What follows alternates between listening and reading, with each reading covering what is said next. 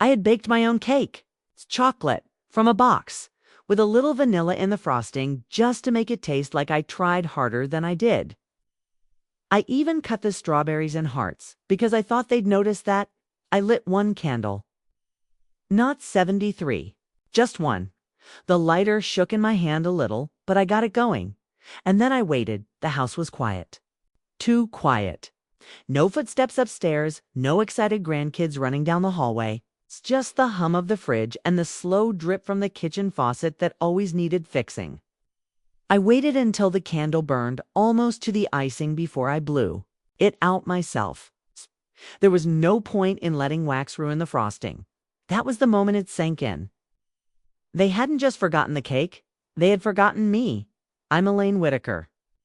I'm 73, and that was the moment I knew I was no longer someone worth remembering to them. Subscribe and tell me in the comments where you're watching from. Thanks, it didn't come out of nowhere.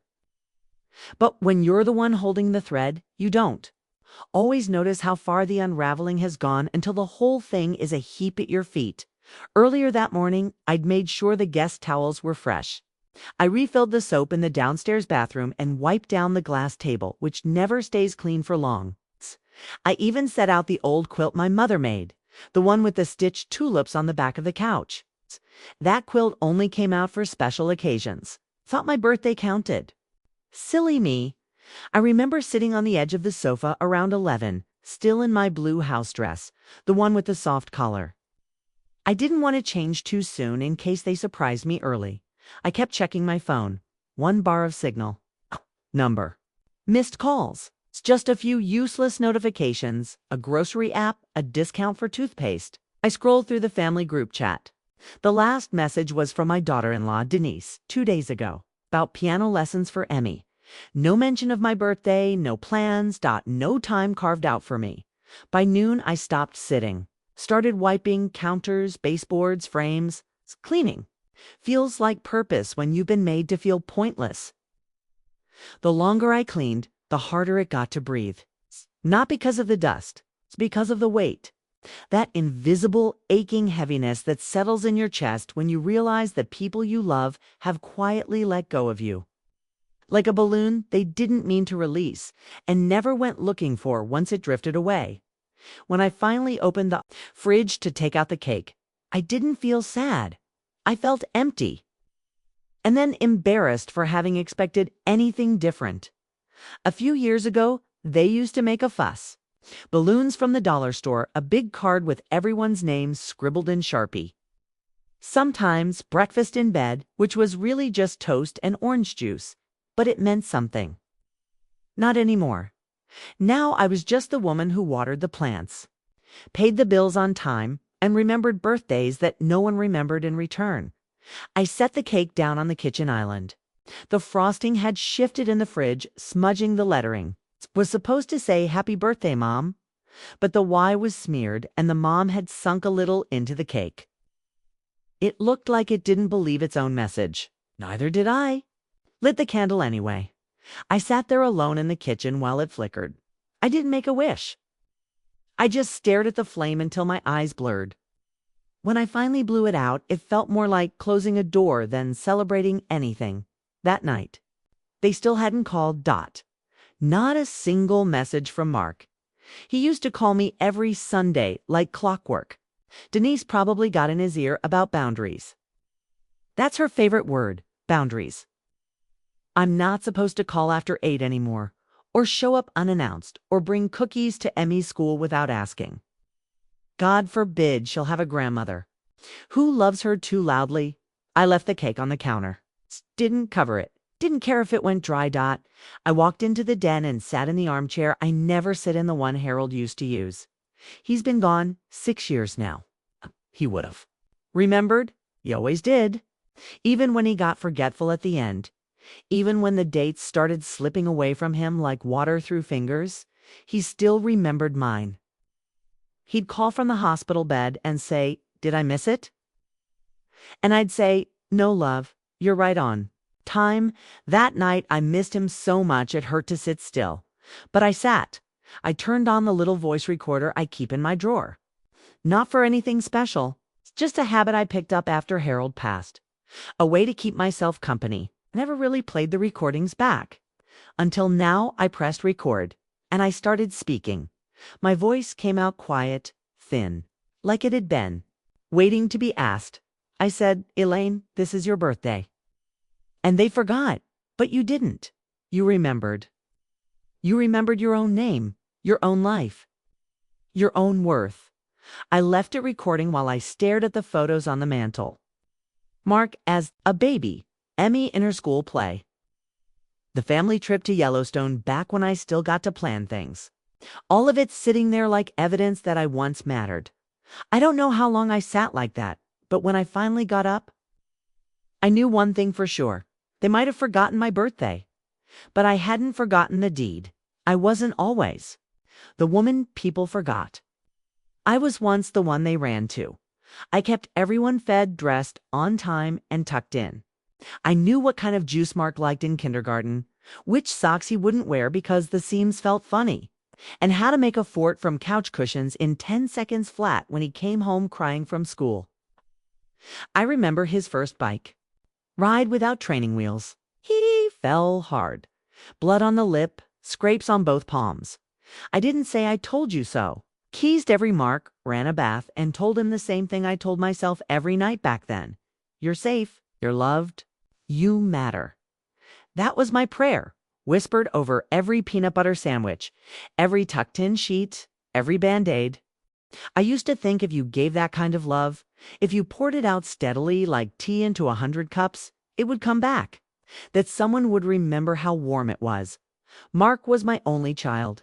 I had him late 38 after 2 miscarriages and a doctor who told me to make peace with disappointment. But I didn't. I kept trying. I kept praying. And then he arrived, small, squalling, and perfect. Harold held him like he was holding the moon. We gave up a lot to raise him well. I stopped working outside the house when he turned 4 because the daycare started calling me more than my office did. Harold took a second job at the paper plant to cover the difference. We cut back. No vacations for a while. No fancy clothes. But we made it work. There was a time our house was full of sound. Mark and his friends, video games blasting, Harold in the kitchen whistling off-key. He used to go around muting things, turning off lights, lowering the volume, reminding everyone not to slam the screen door. Now I'd give anything to hear that door slam one more time. To know someone wanted in, Denise came into the picture when Mark was in his final year of college. I remember the first time I met her. She had a smile that didn't reach her eyes. Polished. Perfect. I told Harold I wasn't sure she liked me. He said, "Doesn't matter if she does, as long as Mark does." I tried. I really did. I complimented her roast chicken, even though it was dry. I took her side when she and Mark had that fight about moving to Oregon, even though I thought it was a terrible idea. I sent gift cards. I knitted a blanket for their first apartment. I said yes every time she asked me to babysit last minute. Or otherwise. When Emmy was born, I cried in the hospital hallway. I held that baby girl and thought, maybe this is my second chance. Maybe I get to be remembered now. I sang to her every time she came over. I showed her how to blow bubbles in the backyard. For her 3rd birthday, I gave her a tiny locket with her name engraved. Denise said she was too young for jewelry and tucked it away. I never saw it again. The shift started slow. First, it was fewer phone calls, then skipped holidays. One year they said they were sick on Thanksgiving. I found out later on Facebook they'd gone to a resort in the mountains. They posted a picture of the 3 of them in matching sweaters. The caption read, "Just us." I remember staring at that phrase, "just us," like I'd never existed. After Harold passed, it got worse. I thought maybe they'd draw closer to me then. That grief might build a bridge. But it didn't. It just made me more inconvenient. Denise began telling me not to overstep. She didn't like when I offered parenting advice, even when she asked for it. She said I was too emotional, too opinionated, too much. I began shrinking to fit their comfort. I started keeping track of how often they came by, how many holidays I spent alone. I had a little notebook. I never meant it to be anything serious. Just tally marks like a child. One for every time I sat by the window waiting and they didn't come. After 3 years, the pages were almost full. I flipped back through them once, and the weight of it nearly folded me in half. People don't always break your heart in one go. Sometimes they just chip it slowly. And one day you look down and realize you've been walking on pieces for years. The hardest part wasn't the silence. It was how I kept making excuses for it. Mark's busy. Denise is tired. Emmy's got school. They'll come around. I kept saying that long after I stopped believing it until that birthday. Until that cake. That's when I stopped making excuses and started remembering the truth. I had given everything. My time, my money, my home. I'd put both their names on the deed after Harold passed because it seemed like the right thing to do. Family first, I told myself. I thought I was giving them security. What I really gave them was control. They stopped visiting not because they were too busy. They stopped because they could. Because they knew the house would still be there. That I would still be there. Watering the plants, folding the towels, waiting. But I wasn't waiting anymore. I went to the drawer the morning after my birthday and pulled out the folder. The one with the copies, the deed, the lawyer's card. The amendments I never sent in, the ones I'd been too hesitant to file because it felt like betrayal. Funny how the things we fear will hurt others are the very things they've already done to us. I sat at the table with a pen in my hand and a blank change of title form. And I didn't cry. Not once. I just breathed, slow, full. I'm Elaine Whitaker, 73 years old. I raised a son, buried a husband, and spent the better part of a decade being slowly erased by the very people I fed with both hands. But I remembered. And now I was ready to reclaim what I never should have handed over. It started with the water bill. The envelope came in early March, a few weeks after my birthday. I opened it expecting the usual $38, maybe $40 if the garden hose had leaked again. But this one said $112, and it wasn't in my name. That's what stopped me. The envelope was addressed to the Whitaker family estate. I stared at that line for a long time. Not Elaine Whitaker. Not even Mark Whitaker. Just the estate. Like I was gone already. Like I had been folded neatly into the past without anyone asking my permission. I called the water office. A young woman with a scratchy voice looked up the account. She said the name had been updated 2 months ago. I asked by whom. She said, "We can't disclose that." I said, "I own this home." She went quiet for a second, then said, "Ma'am, according to our records, the primary contact is a Denise Whitaker." I didn't say anything back. I hung up and then I sat there in my kitchen with the phone in my lap and the refrigerator humming behind me, and I felt something inside me go still. Not broken. Not wounded. Just still. Like the part of me that had waited, begged, hoped, had finally closed her eyes. I took out the file again, the deed, the notarized copies. The day Harold died, I remember holding that document like a promise. We had put both names, Mark and me, on it together, so it would be easier if anything happened to either of us. That's what the lawyer said. Easier. Easier for who? I pulled out the folder I kept in the hall cabinet, the one with the tax returns, the utility records, the old correspondence. I started laying them out on the table one by one, sorting, staring.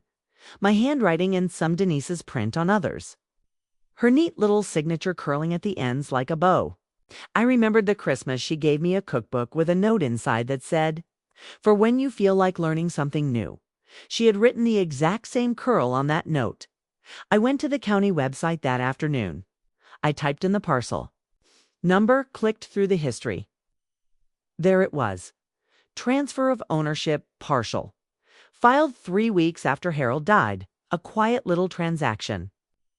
My own home, the one Harold and I had paid off in slow, faithful monthly checks for 32 years, had been reassigned. No phone call, no warning. No conversation at the table where I served them dinner a dozen times since. I called my lawyer, Mark Epstein, the same man who handled Harold's will. He was older now, slower on the phone, but he remembered me. I asked him, can they do this? He asked me if I had knowingly signed over conowship. I said I had years ago, but only for legalese, not to be pushed out. He sighed, told me I wasn't the first mother to call with that story. He said, it's not illegal, Elaine. It's not right either. That's when I knew. This hadn't been an oversight. This wasn't forgetfulness or busyness or modern parenting exhaustion. This was a maneuver. I looked back over the last 2 years in my mind. Denise insisting she managed the online accounts for the utilities said it'd be easier that way. Mark asking if he could store a few things in the garage and then never taking them back. The time they showed up unannounced and she walked straight into the master bedroom and said, this is where we'd put the crib if we moved back. I laughed it off then. I thought she was joking. She wasn't. They had been laying bricks around me for years, slowly, carefully, until I was boxed in and too polite to notice, and too trusting to stop them. That night, I didn't eat dinner. I wasn't hungry. I wasn't angry either. Not yet. That came later. What I felt then was something deeper, colder. I felt ashamed that I had spent so long thinking there. Absence was my fault. That I'd stood at windows and stirred soup and knitted mittens while they discussed who would get what. And when, and how soon. They must have thought I'd just stay put. That I'd die quietly in my sleep one night and leave everything tidy for them. That I wouldn't know how to check the records or read the filings or recognize that the story had changed and I was no longer in it. But I did. I saw it now. I saw every dismissal in a new light. Every time Denise had brushed me aside. Every time. Mark had said, let's talk later, Mom, and later never came. Every family picture they'd posted with me cropped out. Every plan they made where I was a footnote or not even that. I opened the voice recorder again that night.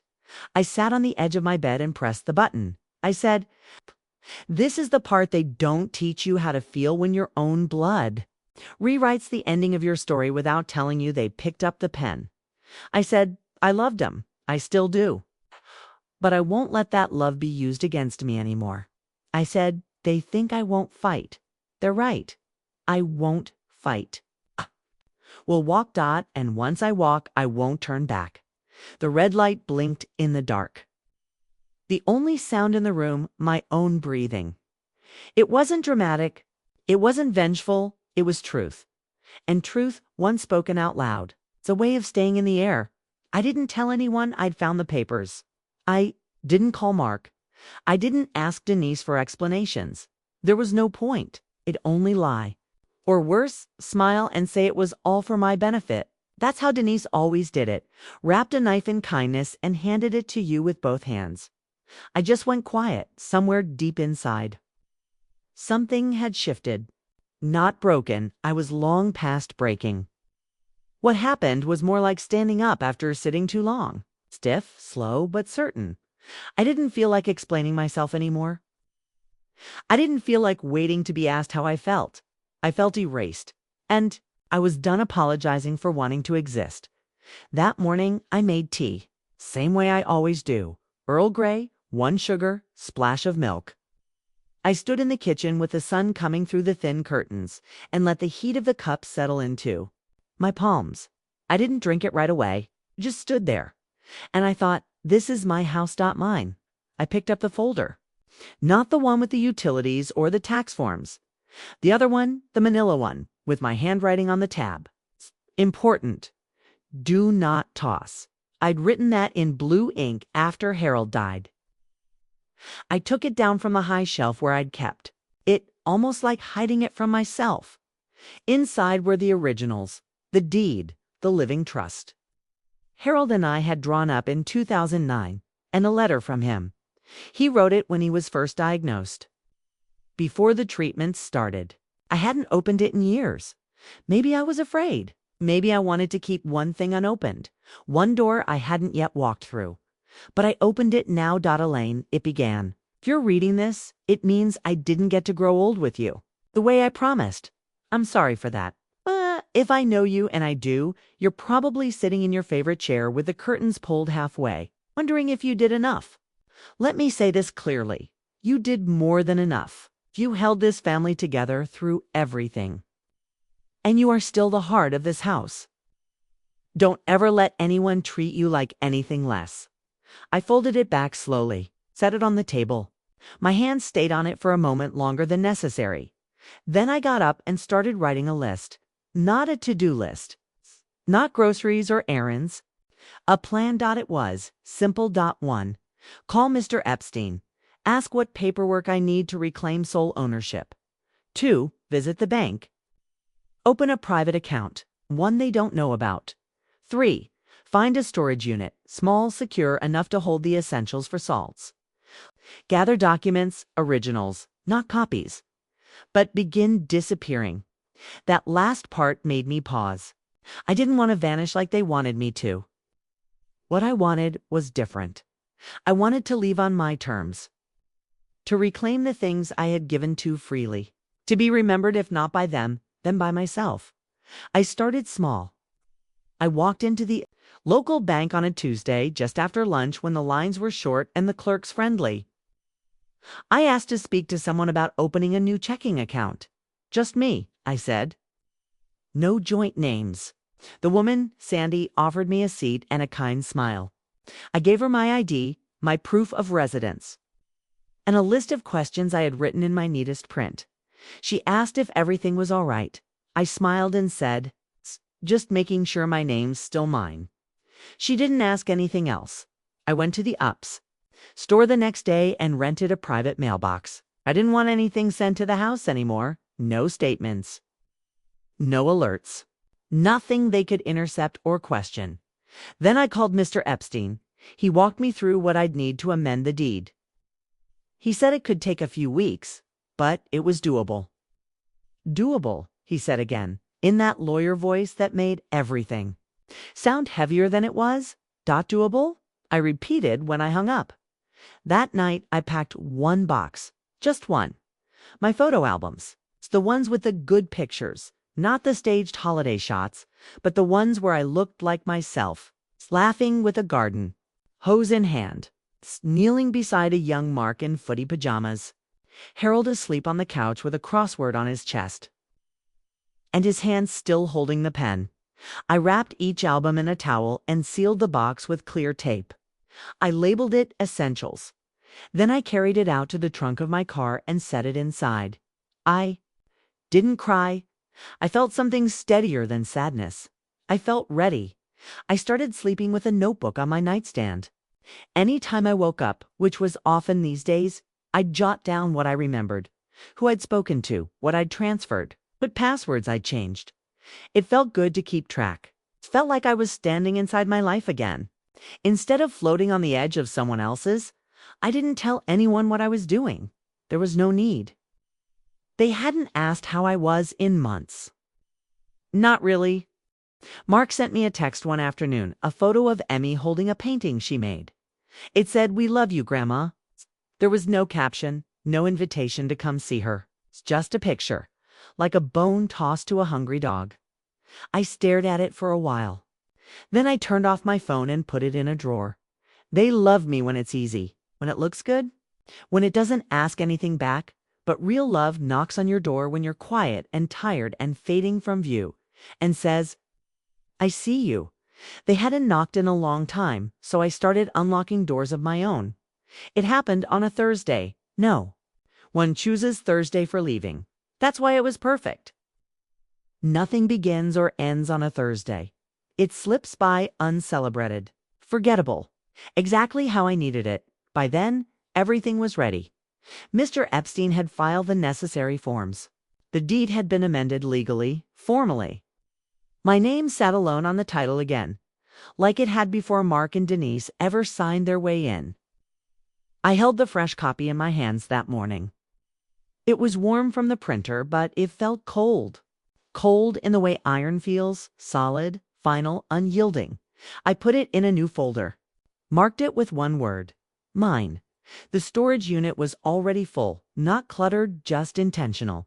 A few boxes, my records, my wedding dress, which I'd kept even though it yellowed in places. A box of letters Harold wrote me from that summer. He worked up north. My own high school yearbook, which no one had looked at but me. They'd taken pictures off my walls. Little by little told me they were modernizing the house.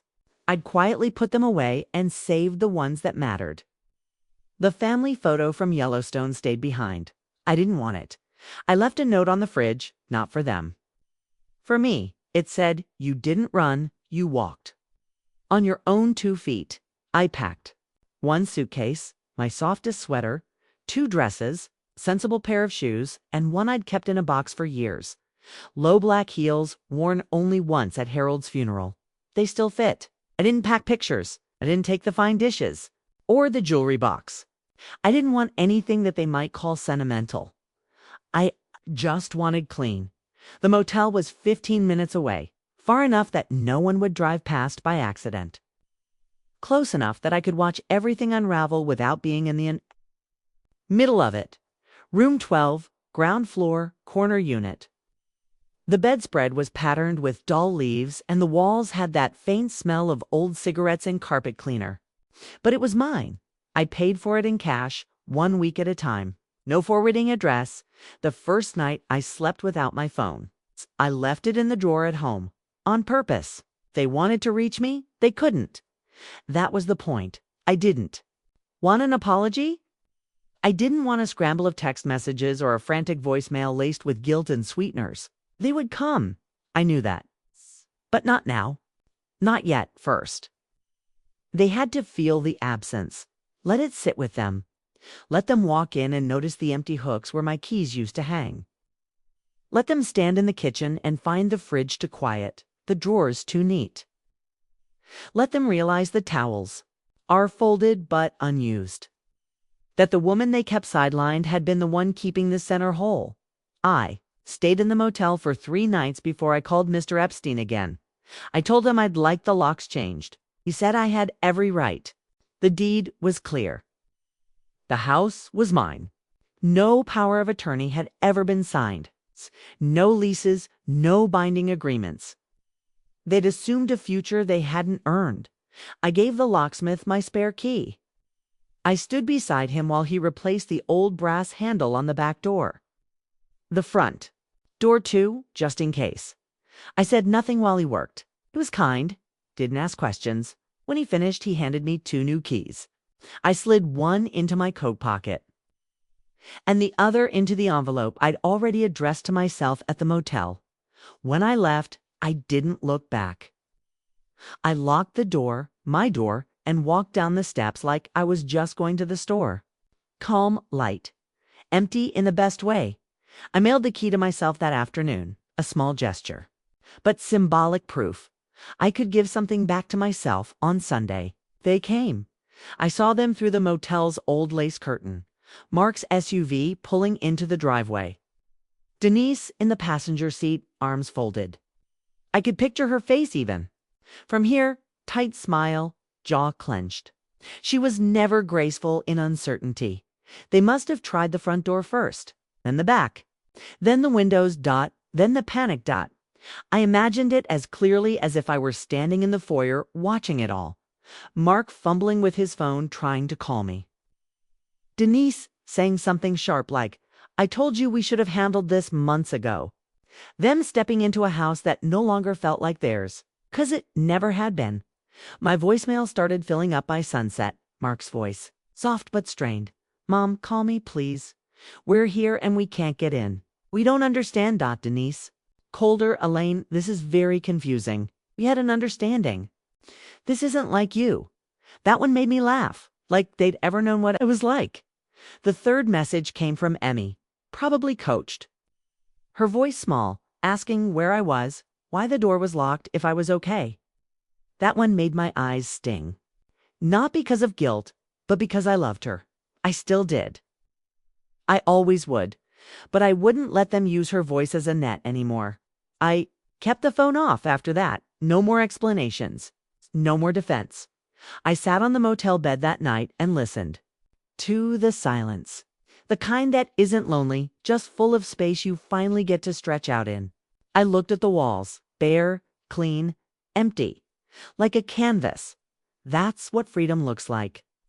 I thought, it doesn't shout, it doesn't slam doors, it just walks away, with a deed in its bag and no need to be asked why.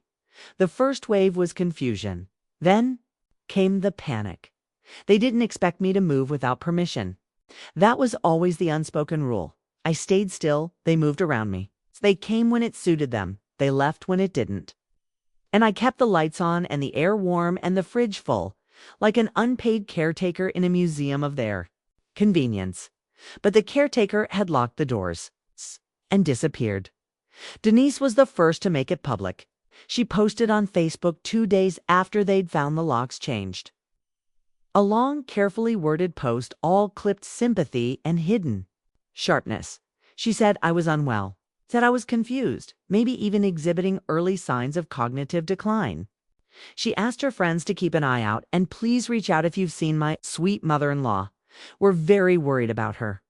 No photo of me. It's just a filtered picture of the front of my house with the caption, "Home is where family belongs." The comments came quickly. So, sorry Denise, praying for you all.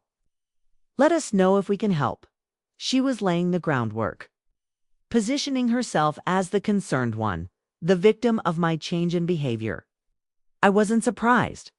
Denise never missed a chance to script a narrative, one where she was the misunderstood hero. Endlessly patient with the burdens life placed on her. I didn't respond. I didn't need to. Truth doesn't need defending when you've got the paperwork. Mr. Epstein had advised me to keep all records of ownership on hand. I had everything scanned and saved to a password-protected folder. I also made 2 hard copies. One stayed with me. The other I mailed to a safe deposit box I hadn't touched in 15 years. The one Harold and I opened back when we were still building a future, not escaping the past. Mark tried texting again. More than once. Mom, please just talk to me. I don't understand what's going on. We're worried. Can we meet somewhere? Anywhere. Just tell me what I did. That last one almost got me. Almost. But I knew what he did. He didn't need me to spell it out. He'd handed over control of our family home to a woman who saw me as a placeholder. He'd watched as I was pushed out of birthdays, holidays, even photos, and said nothing. He called me when he needed things, documents, recipes, childcare, help with bills. But never once called to ask how I was sleeping, if I was happy, if I was still me, and now that I'd gone quiet, you remembered how to ask. Funny how that works? They went to the neighbors next. How much I could tell from the group chat, I still had access to the community bulletin board online. Denise asked if anyone had seen me, said I had a tendency to get disoriented, claimed they were just trying to help. Mrs. Atkinson, who lived 2 doors down, posted a comment that made me smile. Elaine's the sharpest woman I know. She's not home. She's got a reason. Let her be. Others chimed in too. Not many, but enough. Quiet supporters. People who'd seen me mow my own lawn, take in their mail when they were on vacation, bring soup to a sick neighbor. People who'd known I wasn't fading, was just tired of being invisible. I went out once that week, to the library. The librarian was new, younger. She didn't know me. That made it easier. I asked to use the computer in the corner, logged into my old email. Dozens of unread messages. Denise had forwarded correspondence from the water company, the electric company, Lee bank, each one with little notes attached. Not sure why these are bouncing back. Please check your spam folder. You must have changed something. We can fix it together. We love you. Come home. But they didn't want me home. They wanted the comfort I brought, the convenience, the stability. It's the one who'd show up with a casserole and a soft voice and say, "It's all right, let's not fight." That version of me, the one they depended on without listening to. She was gone, not out of bitterness, out of self-respect. The voicemail inbox was full by the end of the week. Mark. Again, sounding more frantic this time. "Mom, we need to talk. There's some paperwork here I don't understand. Why did the title change? Did you talk to a lawyer? I listened to that one twice, then deleted it. On Friday, I bought a cheap burner phone, just in case. I gave the number to 2 people, Mr. Epstein and Mrs. Atkinson. Nobody else? I didn't feel unsafe. I felt clear. Denise tried one more tactic. An email this time. Elaine, this is not like you. We've always included you. If you felt left out, you should have said something. Now, you've made things complicated. Emmy's been asking why Grandma doesn't want to come home. Please don't do this to her. We can sort this out if you just answer. There it was. Again, the twist of guilt. Wrapped in a ribbon, but I saw the truth under it. She didn't miss me. She missed the power she thought she had. I turned off the motel lamp that night and stared at the ceiling. The room was quiet except for the hum of the air conditioner and the faint shuffle of someone walking past outside. I didn't feel triumphant. I didn't feel angry anymore either. I felt like I'd finally stepped into the center of my own. Life again, not waiting, not circling, not apologizing, just existing. Fully, they were unraveling, and I wasn't going to lift a single finger to stop it. The first week was quiet. The second was peaceful. By the third, started to notice the birds. Again, it sounds small, I know. But for years, I'd only heard them as background noise. The chirping outside my window while I scrubbed floors or made Denise's potato salad. Now I heard them for what they were. Morning songs, territory claims, little lives, full and busy. Happening whether I was watching or not. I bought a small radio for the motel room. Just local stations. No streaming, no apps, no voices from people trying to sell me something. I listened to this soft drone of call-ins and morning talk and weather reports. I liked the sound of strangers speaking without needing anything from me. I started walking. Not far, just to the gas station on the corner and back, sometimes to the park down the block. The motel clerk, a woman named Jean with dyed red hair and a tired smile, told me the neighborhood was quiet. She was right. Mostly truckers, contractors, people between places. No one asked questions. That's what I loved most. No one asked where. I'd come from no one asked where I was going. The air smelled like asphalt and honeysuckle. Some days I brought a little thermos of coffee to the park and sat under the same tree. Watching children I didn't know climb structures I'd never seen before, I didn't feel like a ghost. I felt like a witness, still alive, still whole. It's just not visible to the people who used to define me. One afternoon, I saw a young girl fall from the monkey bars. She didn't cry, just sat up, rubbed her elbow, and looked around. Her mother didn't run over. She called out gently from a bench, "You're okay? Try again." The girl nodded and climbed right back up. I watched that moment like it was a sermon. Not in its drama, but in its grace. That's what I was learning. Quiet strength. I began keeping a journal. It's not the kind you write in every day, trying to force a narrative. It's just little notes to myself, observations, feelings, not what had been done to me. But what I was seeing now, that I wasn't looking through the eyes of guilt. June 3rd, the sky was silver today. A soft silver, like an old wedding ring. June 6th, I watched 2 sparrows fight over a cracker. They didn't apologize. They just kept going. June 9th, I miss Emmy's laugh. I don't miss the way her mother used her voice as bait. That last one was hard to write, but I meant it. There was a boy at the coffee stand next to the laundromat. His name tag said Leo. He always greeted me the same way. "How's the morning treating you, Miss Elaine?" I told him once he didn't have to call me Miss, and he said, "That's what my grandmother liked. Makes you sound like royalty." He was kind. In that unforced way, not nosy. Just present. One morning, he gave me a cup for free. Said I looked like I needed it. I asked him why, and he shrugged. Sometimes I can tell when someone's holding more than they're saying. I thanked him. Didn't explain. Some stories don't need repeating. Resting by the 4th week. I stopped checking the voicemail. I kept the phone powered off, tucked in the back of the drawer beneath my socks. I wasn't tempted anymore. If they wanted to understand, they had the tools. They wanted to make peace, they could begin with silence.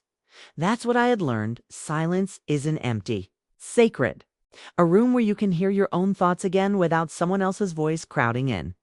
I took a trip to the library again and printed 2 copies of a poem I'd clipped from an old book years ago.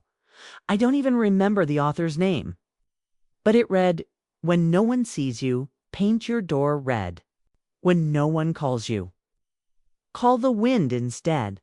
I folded 1 copy and slipped it into my journal. The other I left on the motel desk. Jean found it and taped it to the corkboard near the front window. She didn't say a word, but the next morning, my coffee was on the counter before I asked. That's how it happens. I think a new life. Not all at once. Not in grand gestures or big reinventions, just a series of small moments where you realize you're no longer waiting for the old life to return. I was sleeping through the night again. I no longer dreamt of family dinners. I no longer counted holidays. In my head, I no longer stood in doorways wondering what I did wrong. I knew exactly what I did. I gave, and when there was nothing left, I left. Now I was beginning again, not as a mother, not as a widow, not as a victim of someone else's comfort, just as myself. Elaine Whitaker, 73, still breathing, still whole, still here, and for the first time in years, not waiting for anyone to say my name. It came by mail. Not a letter, not exactly. A card. Pale pink, glossy, still stiff at the fold. There was no return address, but I knew the handwriting. Spent enough years seeing it on fridge notes and birthday tags written on Denise's behalf. Mark Hatt always looped his Y's a certain way, like a child who never quite unlearned his cursive. I held it for a while before opening it, not with dread, just hesitation. Like holding something already broken and wondering if there's any shape left in it. Inside, a photo. Emmy, holding a bouquet. Her school graduation, I guessed, not the kind you wear a cap for. Just the kind with plastic chairs and printed certificates. She was smiling. Her eyes looked older. Below the photo. 1 line in ballpoint ink. She misses you. We all do. That was it. No apology, no acknowledgement. Just a card disguised as olive branch, but rooted in guilt, not remorse. They wanted the door open again. Not because they understood, but because they were tired of knocking. I didn't cry. I didn't tremble. I set the card down and made tea. Lemon balm.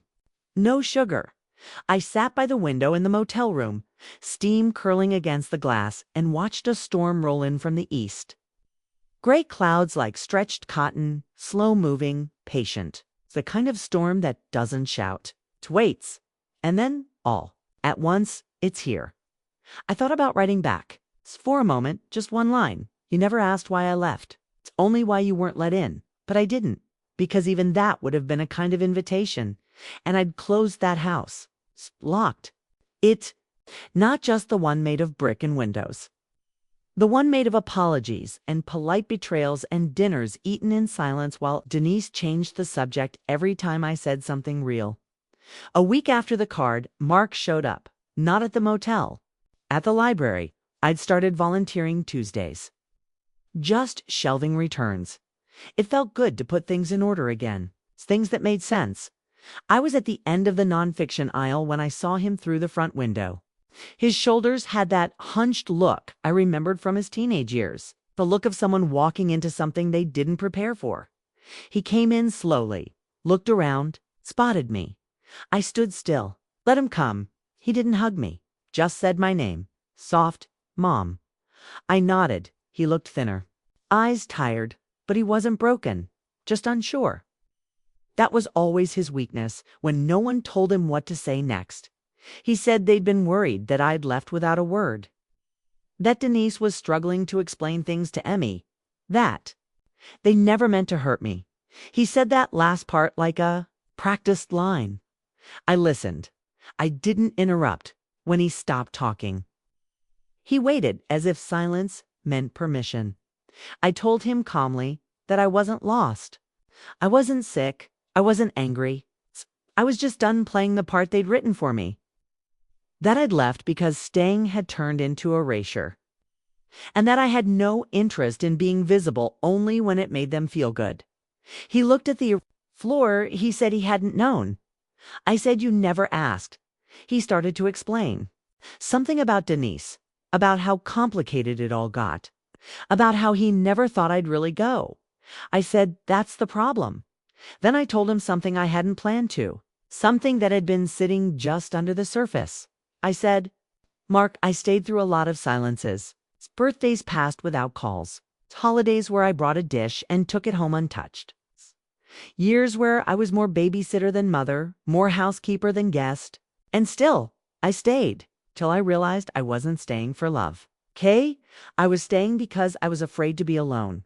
He opened his mouth, closed it. I went on. But the truth is, alone isn't the worst thing. Forgotten is. Disregarded is. And you. And Denise made it very clear you wanted what I could give, not who I was. He looked like he wanted to argue. He didn't. He asked if I'd ever come back. I told him no, not to the house, not to the way things were. He asked if I'd see Emmy. I said, she asks for me herself, not as a message, not as leverage, but as a girl who remembers who I was to her. Then, yes, he can always find me. His eyes welled up then. A crack, maybe, but not enough to change the shape of anything. I touched his hand once, lightly, and then I walked past him, not angry, not wounded. Just complete. Later that night, I took the photo from the card and placed it in my journal. Not because I forgave, but because I remembered. I remembered who I'd been to that little girl, the songs we sang on the porch swing, the day she asked if she could call me my Gram, because it sounded more special than Grandma. She was never the enemy, but I wouldn't let her be the reason. I reopened a door that had taken me years to close. When I lay down to sleep that night, I felt light, the kind of light that doesn't mean weightless, it means nothing left to prove. They had reached out, and I had answered, not with bitterness, not with welcome, but with truth. And that was enough. I woke before the sun. The sky was the color of old paper, soft and creased at the corners, and the air smelled like it might rain but hadn't decided yet. I boiled water for tea and poured it into the same ceramic cup I'd been using since the day I arrived. Had a faint chip in the rim, not sharp, just enough to notice. I always drank from the opposite side. We learned to work around what's been damaged. I opened the motel window and let the wind in. Then I pulled the folder from the nightstand drawer, the one with the deed, the documents, the new key I'd had cut, and the journal I'd filled. Slowly, page by page. Without needing anyone to read it, the last page was still blank. I took the photo, the one Mark had sent of Emmy, and slipped it inside. Then I wrote a line under it. She loved me once. That's enough. I didn't feel triumphant.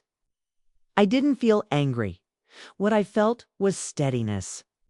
The way a stone feels when it's finally settled after a long roll down a hill.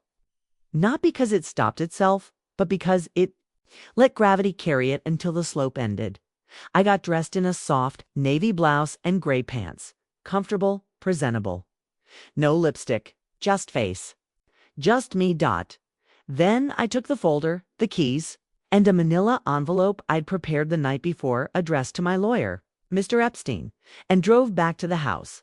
I hadn't been back since I left, not even to drive past. I didn't want to know what they'd done to it. Whether they'd changed the curtains or rearranged the garden gnomes or turned my room into a storage closet. None of that mattered anymore. I parked across the street and waited until no one was home. I could tell by the empty driveway.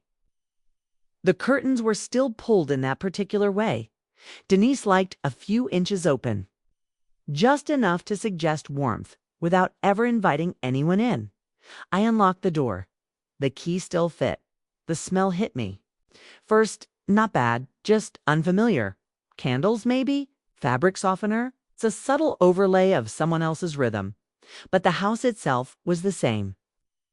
My steps still creaked on the third floorboard. The light in the entryway still flickered when you turned it on too fast. The radiator still made that groaning noise like an old man waking up from a nap. I moved through the rooms slowly. No rush. It's just a quiet inventory of what I once called mine. The kitchen table was new, sleek, no scratches, no nicks, no stories. The chairs had no cushions. I touched the edge and it was cold. My baking tins were gone, replaced by air fryers and digital gadgets. The family photos still hung in the hallway, but the older pictures had been rearranged. Mine was now at the bottom, slightly tilted, almost cropped out. I straightened it, then turned it to face the wall in the master bedroom. I sat on the edge of the bed. Not for long, just enough to feel the weight of it beneath me. The comforter was different. A sterile gray, like a hotel. I left the folder on the nightstand, tucked under the lamp. Not hidden, not thrown. Just placed. It held the final copy of the deed, a letter with my final legal decisions. The home was mine again. But I'd arranged for it to pass to Emmy directly when I was gone. Not through Denise. Not through Mark. No loopholes. And the journal. I hadn't planned to leave that part, but I did, 'cause it wasn't a weapon. One woman's quiet reckoning. Before I left, I opened the back door and stood on the steps where I used to shell peas with Harold in the summer. The air smelled like grass and memory. I didn't take anything with me. I just walked out, locked the door, and placed the key in the mailbox wrapped in a small piece of linen. They would find it, and when they did, they'd understand that I hadn't vanished. I had chosen. That afternoon, I drove to a small cabin an hour north. I'd rented it for the month. Nothing fancy. One bedroom, a stove that clicks before it lights, a front porch with a single rocking chair. It overlooked a lake that didn't try to impress. Just lay there still and unapologetically ordinary. I unpacked slowly, put the kettle on, hung my one photo of Harold, the one where he's laughing with his head thrown back on a nail by the sink. Then I walked outside. The breeze lifted my hair. The birds were louder here. Not chaotic, just alive. I picked up a smooth stone from the edge of the porch, flat and gray and cool in my hand. I walked down to the lake's edge and knelt slowly, knees in the soft moss. Then I whispered a single sentence to the water. One no one else would hear. One I had earned with every quiet, careful step. I let the stone go, watched it sink, and said, "This time I decide who gets to call me anything else."